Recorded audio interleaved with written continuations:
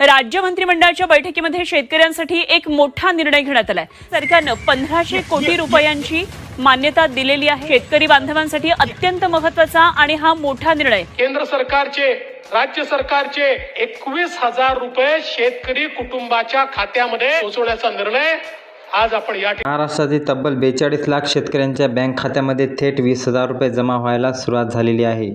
शेतकऱ्यांसाठी मोठी breaking news. शेतकरी बांधवांनो, पैशाचे वितरण सुरू झाले आहे। 1,40,00,000 शेतकऱ्यांना लाभ वितरित होणार आहे। निर्णय शेतकऱ्यांना घेतला असून पात्रता यादी जाहीर केली आहे। 15 विशिष्ट जिल्ह्यामध्ये आज पैसे वितरण सुरू करण्यात आले आहे। शेतकऱ्यांनो, केंद्र सरकार आणि राज्य सरकारचा निर्णय घेतला आहे। रासायनिक खतांनी बियाण्याने वाढलेल्या किमती 30% वाढल्या असून केंद्र सरकार राज्य सरकारकडून मिळून 3 प्रमुख योजनांचा लाभ एकत्रित 20,000 रुपयांची रक्कम खात्यामध्ये जमा करण्यात येत आहे। 2026 ते 27च्या बजेटमध्ये यासारख्या खास तरतूद करण्यात आल्या असून अधिकृत GR समोर येईल आणि देवेंद्र फडणवीस साहेब यांनी निर्णयावरती शिक्कामोर्तब केला असून नरेंद्र मोदी साहेबांनी दिल्लीतून या योजनेसाठी गाईडलाईन जाहीर केल्या आहे।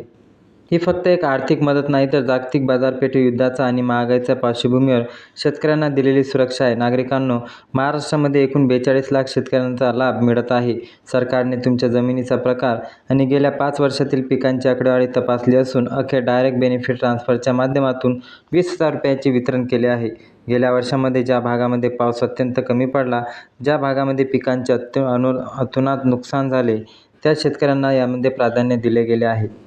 तर अवकाळी पावसामुळे ज्या शेतकऱ्यांना नुकसानीला समोर जावे लागले होते, अशा शेतकऱ्यांना देखील कृषी मंत्र्याकडून खात्याकडून पात्र ठरवण्यात आलेले आहे। 15 जिल्ह्यांमध्ये याच वाटप सुरू झालेले असल्याने सरकार या जिल्ह्याची विभागणी प्रमुख गटामध्ये केली आहे। या जिल्ह्यामध्ये वितरण होत असताना सरसकट होणार नाही, तर काही जिल्ह्यांमध्ये दुपारच्या सत्रामध्ये पैसे वाटप केले जाणार आहे।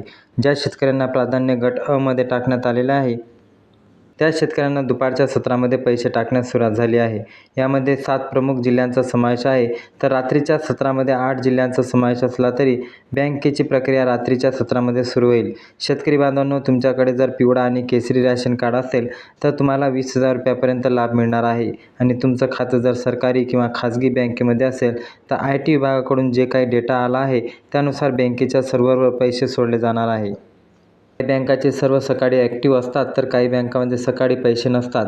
शेतकऱ्यांना मिळाले तर काही जिल्ह्यांमध्ये रात्री सर्व्हर ॲक्टिव्ह केले जाणार असून 2 टप्प्यामध्ये पैसे जमा होणार आहे। यावेळी DBT ट्रान्सफर होत असताना तुमच्या नावापुढे जी ग्रीन सिग्नल दिलेला आहे त्यामार्फत NCPI मॅपिंग देखील केली गेली आहे।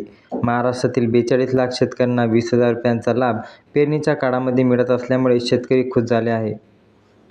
बांधवांनो, 80% शेतकऱ्यांना याचा लाभ मिळण्यास सुरुवात झाली आहे। बियाणे आणि खताचे पैसे शेतकऱ्यांच्या खात्यामध्ये जमा झाले आहेत।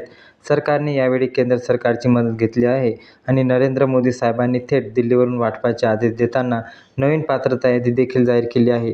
पेरणीच्या काळात मुख्यमंत्री आणि पंतप्रधान नरेंद्र मोदी साहेबांनी घेतलेला हा निर्णय लाखो शेतकऱ्यांसाठी दिलासादायक ठरू शकतो। कारण या बजेटमध्ये खतांचा आणि बियाण्याच्या वाढत्या किमती वाढलेल्या आहे। 30% वाढ झाली आहे, तर एका बाजूला महागाई वाढते तर दुसऱ्या बाजूला पावसाचं अनियमित वितरण होते। बळीराजा चिंतेत असताना केंद्र सरकार आणि राज्य सरकारने दिलेली जे बातमी आहे त्या दिल्ली आणि मुंबईच्या IT विभागाला एकत्र आदेश दिले आहे। शेतकरी बांधवांनो, 2026-27 च्या अर्थसंकल्पीय विशेष तरतुदीमध्ये 20,000 रुपयांची महानिधी तयार करण्यात आली आहे। दिल्लीवरून थेट आदेश देण्यात आलेले आहे आणि हा निधी कोणत्याही मध्यस्थाशिवाय DBT मार्फत शेतकऱ्यांच्या खात्यामध्ये जमा केल्याचे सरकारने सांगितलेले आहे आणि हा डेटा बँकेकडे पाठवलेला आहे। महाराष्ट्रातील खाजगी आणि सरकारी बँकेमध्ये मंत्रालयातील IT विभागाकडून मॉनिटरिंग सिस्टम चालू करण्यात आलेले आहे। संपूर्ण महाराष्ट्रातील 15 जिल्ह्यांची निवड करण्यात आली आहे आणि त्यांचं विभाजन 3 वेगवेगळ्या गटामध्ये करण्यात आले। पहिला गट हाय रिस्क झोनमध्ये आहे, तर शेतकऱ्यावर कर्जाचं ओझं होतं अशा शेतकऱ्यांना आर्थिक सहाय्य मिळत आहे आणि यामध्ये तालुक्यांना देखील समाविष्ट करण्यात आले आहे। महाराष्ट्रातील 42 लाख शेतकऱ्यांना लाभ मिळत असताना जेव्हा ठीक 1 वाजता DBTचे बटन नरेंद्र साहेबांनी दाबले, तेव्हा 7 प्रमुख जिल्ह्यांमध्ये पैशाचा पहिला टप्पा जमा झाला। या जिल्ह्यातील लाखो शेतकऱ्यांच्या खात्यावर पैसे जमा झाल्याचा मेसेज आला आहे, तर उरलेल्या 8 जिल्ह्यांमध्ये ही वितरण प्रक्रिया आहे। मंत्रालयातून जेव्हा एकाच वेळी हजारो कोटी रुपयांचा निधी ट्रान्सफर केला गेला, तेव्हा बँकेचे सर्व्हर जाम झाले। म्हणून सरकारने रात्रीचे सत्र निवडले। रात्रीच्या बँकांना IT विभागातून खात्यावर पैसे ट्रान्सफर करण्याचे काम करण्यास सांगितले आहे। त्यामुळे तुमच्या खात्यावर संपूर्ण कृषी विभागाच्या निर्देशनाखाली 20,000 रुपयांचा ट्रान्सफर होणार आहे। सरकारच्या तिजोरीतून पैसे शेतकऱ्यांच्या खात्यावर जमा व्हायला सुरुवात झाली आहे. यामध्ये सरकार आणखीन एक प्रोत्साहन मदत देखील जाहीर करताना त्यामुळे 90% शेतकऱ्यांना याचा फायदा होणार आहे. शेतकरी बांधवांनो, तुम्हाला पेरणी अनुदानाचा लाभ देखील मिळत आहे. 1,40,00,000 शेतकऱ्यांच्या सरकारमार्फत आता नवीन योजनेचा लाभ मिळणार आहे. त्यामुळे संपूर्ण व्हिडिओ लक्षपूर्वक पहा. आता सध्याला केंद्र सरकारची योजना चालू आहे, त्याचबरोबर राज्य सरकारच्या ज्या योजना चालू आहे त्यांचा लाभ तुम्हाला मिळणारच आहे. परंतु 2026-27च्या अर्थसंकल्पीय नियोजनानुसार शेतकऱ्यांना आणखी एक योजनाचा लाभ मिळणार आहे. त्यामुळे जर तुमच्याकडे आधार कार्ड असेल तर फार्मर कार्ड असेल देखील काढून ठेवा, कारण फार्मर ID कार्ड बंधनकारक आहे आणि तो क्रमांक तुम्हाला केंद्र सरकार आणि राज्य सरकारच्या मिळणाऱ्या नवीन योजनांचा फायदा देखील करून देणार आहे. शेतकरी मित्रांनो, सरकारने आता आदेश जाहीर केला असून निधी मंजूर झाल्यावर शेतकऱ्यांच्या खात्यावर वितरण प्रक्रिया केली जाणार आहे. परंतु यावेळी सरकार आणि खाजगी बँकांची क्षमता वेगवेगळी असल्यामुळे हाय स्पीड डिजिटल प्रणालीवर काम करणार आहे. शेतकऱ्यांना दुपारच्या सत्रामध्ये तुम्हाला मेसेज आले असतील, पण सरकारी आणि ग्रामीण भागातील जिल्ह्यामध्ये सर्व्हर लोड असल्यामुळे बँकिंग प्रक्रिया थोडी संथ गतीने चालू आहे. त्यामुळे सरकारने आता NCPI मॅपिंगद्वारे शेतकऱ्यांच्या खात्यामध्ये पैसे जमा केले आहे आणि याची नोंद पाहण्यास देखील सुरुवात केली आहे. सरकारने 20,000 रुपये सरसकट एकाच वेळी सर्वांना पाठवले नाही, तर यासाठी कृषी विभागाने आणि IT टीमने 15 जिल्ह्यांची नियोजनबद्ध आकडेवारी जाहीर केली आहे. त्यामुळे जिल्ह्यांची 3 प्रमुख गटामध्ये विभागणी करण्यात आली होती. या प्रकारे सरकारची बँकिंग सिस्टम लागू केले आहे. पहिला गट 4 जिल्ह्यांमध्ये समावेश आहे. तिथे 2 वर्षांमध्ये पाऊस हा 30% कमी झाला होता. तर दुसऱ्या गटामध्ये नगदी पिकाचा पट्टा समाविष्ट आहे. तिथे खरीप हंगामातील बियाणाचा खर्च इतर जिल्ह्याच्या तुलनेने 15% जास्त आहे. तिसऱ्या गटामध्ये सामाजिक आणि आर्थिक सर्वेक्षणाच्या आधारे शेतकऱ्यांना तातडीची मदत जाहीर झाली आहे आणि या विभागानुसार आजच्या पहिल्या टप्प्यात वितरण सुरू झाले असले. शेतकरी बांधवांनो, सरकारने सर्वात आधी अशा जिल्ह्यांची निवड केली आहे. बँकिंग सिस्टमचा विचार केला तर धाराशिव, परभणी येथील जिल्हा मध्यवर्ती बँक आणि राष्ट्रीयकृत बँकांनी कृषी सहाय्यक पडताळणी यादीनुसार DBT प्रणाली सक्रिय केली आहे. त्यामुळे 4ही जिल्ह्यातील कापूस आणि सोयाबीन उत्पादक अल्पभूधारक शेतकऱ्यांच्या खात्यामध्ये रक्कम जमा व्हायला सुरुवात झाली असून या पहिल्या टप्प्यातील शेतकऱ्यांना दुपारच्या सत्रामध्ये पैशाचा लाभ मिळण्याची नोंद आहे. दुपारच्या 2 गटामध्ये अशा शेतकऱ्यांचा समावेश करण्यात आलेला आहे आणि अशा जिल्ह्यांचा समावेश करण्यात आलेला आहे जिथे खरीप हंगामामध्ये नगदी पिकांचे नुकसान झाले. इतर जिल्ह्यांमध्ये तुलनेने येथे बियाणे आणि खताचा खर्च 15% जास्त आहे. या गटामध्ये अहमदनगर, सातारा, बीड आणि सोलापूर या मोठ्या जिल्ह्यांचा समावेश आहे.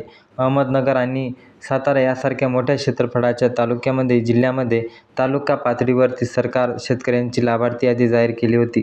सोलापूरच्या दुष्काळग्रस्त पट्ट्यातील आणि बीडमधील नैसर्गिक आपत्तीत काळात फटका बसलेल्या शेतकऱ्यांना या योजनेतून मोठा आर्थिक आधार मिळू शकतो. बँकेच्या सर्वेक्षणानुसार खाजगी आणि सरकारी बँकेतील डिजिटल प्रणाली अत्यंत जलद गतीने चाललेली आहे. त्यामुळे बँक खाते आधार कार्डाशी लिंक असलेल्या शेतकऱ्यांना याचा लाभ मिळाला आहे. पेरणीच्या हंगामामध्ये केंद्र आणि राज्य सरकारने घेतलेला हा निर्णय लाखो कष्टकरी शेतकऱ्यांसाठी फायद्याचा ठरला आहे. बियाणांची आणि खताची वाढती किंमत पाहता शेतकऱ्यांना आर्थिक लाभ मिळाला असल्यामुळे शेतकरी सुखावले आहेत. तर तिसऱ्या गटामध्ये भौगोलिकदृष्ट्या दुर्गम आणि आदिवासी तसेच पावसाचा पॅटर्न अनिश्चित असलेल्या जिल्ह्यांमध्ये वाटप सुरू आहे. तर यामध्ये लक्षात घ्या 7 जिल्ह्यांचा समावेश करण्यात आला आहे. त्यामध्ये गोंदिया, नंदुरबार, धुळे, यवतमाळ यामध्ये उर्वरित 3 जिल्ह्यात निवड ही आर्थिक सर्वेक्षणाच्या आधारावर करण्यात आली आहे. नंदुरबार सारख्या आदिवासी जिल्ह्यामध्ये तसेच कापूस उत्पादक यवतमाळ पट्ट्यामध्ये शेतकऱ्यांची पेरणीचा प्रश्न मार्गी लागला आहे. त्यामुळे शेतकरी बांधवांनो, ग्रामीण भागातील खाजगी आणि सरकारी बँकेच्या सर्वेक्षणानुसार IT मंत्रालय डेटा प्रोसेस करायला सुरुवात केली आहे. सारख्या धान्य उत्पादक पट्ट्यामध्ये तसेच धुळे जिल्ह्यातील कृषी विभागामध्ये रात्री उशिरापर्यंत बँक खात्यावर पैसे ट्रान्सफर करण्याची प्रक्रिया सुरू राहणार आहे. त्यामुळे काही जिल्ह्यातील शेतकऱ्यांच्या खात्यावर निधी जमा व्हायला उशीर लागू शकतो, पण डायरेक्ट बेनिफिट ट्रान्सफरच्या माध्यमातून यंत्रणेद्वारे वितरित होणार आहे. शेतकरी बांधवांनो, लक्षात घ्या की सर्वात महत्त्वाची गोष्ट आहे, या जिल्ह्यामध्ये तुमचे ट्रान्सफर होणार आहे आणि 3 टप्प्यामध्ये याची बाब होणार आहे आणि 3 टप्पे लागू झाल्यानंतर तुम्हाला या पैशाचे वाटप होणार आहे. म्हणून सर्वात जास्त शेतकरी मित्रांनो हे लक्षात घ्या आणि जास्तीत जास्त आपल्या शेतकरी मित्रापर्यंत हा व्हिडिओ नक्की शेअर करा. तुमच्या मनामध्ये असलेले प्रश्न आणि तुमच्या जिल्ह्याची जर यादी आली असेल तर कमेंटमध्ये नक्की कळवा. जय हिंद, जय महाराष्ट्र. धन्यवाद.